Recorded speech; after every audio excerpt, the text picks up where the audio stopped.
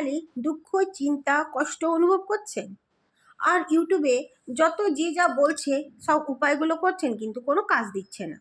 তাহলে আমি একটা কথা বলি, দেখুন মন্ত্রতে খুব শক্তি হয়, এটাই সত্য কথা। এই টোটকা ফোটকা করলে যদি অতই আমাদের সব ঠিক হয়ে যেত, তাহলে এই কুষ্টি বানিয়ে অ্যাস্ট্রোলজিদের কাছে তাহলে আমাদেরকে খরচা করে কিছু করতে হতো না।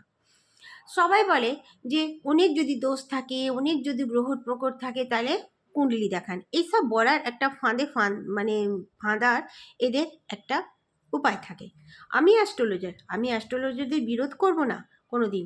ওনারা যা বলেন ঠিক বলেন। অ্যাস্ট্রোলজারের এত হিম্মত হয়, এত ক্ষমতা হয়, আপনার গ্রহ, আপনার রাশি, আপনার লগ্ন, আপনার সব কিছু জানার পরে তারা আপনার জীবনের পুরো 90% প্রবলেমকে দূর করার ক্ষমতা রাখে।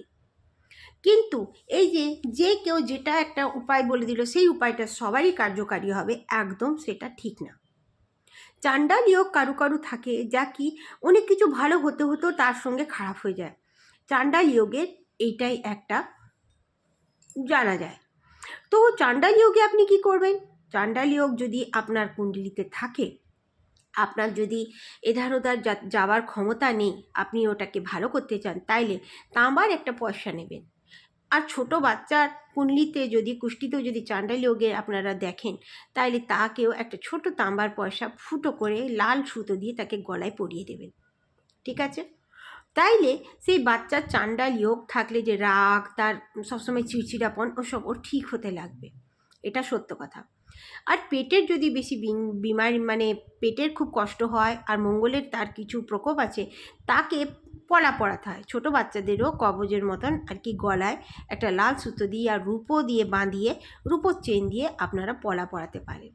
আর বাচ্চাকে নজর লাগবে না বলে এমেথিস্ট সবাই পরাতে পারে। এমেথিস্টটা বলে শনির দোষ কাটাবার জন্য, কিন্তু ওটা ভীষণই শুভ পাথর, ওটা কোনোদিন অশুভ ফল দেয় না। নীলাম পরে নিলে কারো কারো অশুভ ফল যেমনি দেয়, এমেথিস্ট পড়লে কিন্তু কোনো দিন অশুভ ফল দেবে না। আরেকটা কথা বলি, শিবরাত্রি আসছে, কিন্তু এটা আপনি জীবনের সঙ্গে পুরো নিজের নিয়মিত যদি এটাকে ব্যবহার করেন, তাহলে খুব ভালো হবে।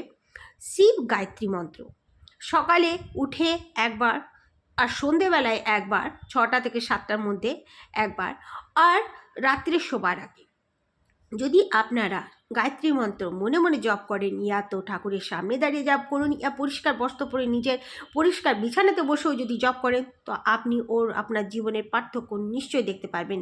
এটা সত্য কথা। আপনার স্টোন, কবজ এইসব দরকার হলেও ধীরে ধীরে এই গায়ত্রী মন্ত্রতে আপনার অনেকটা ভালো হয়ে যাবে। Thank you.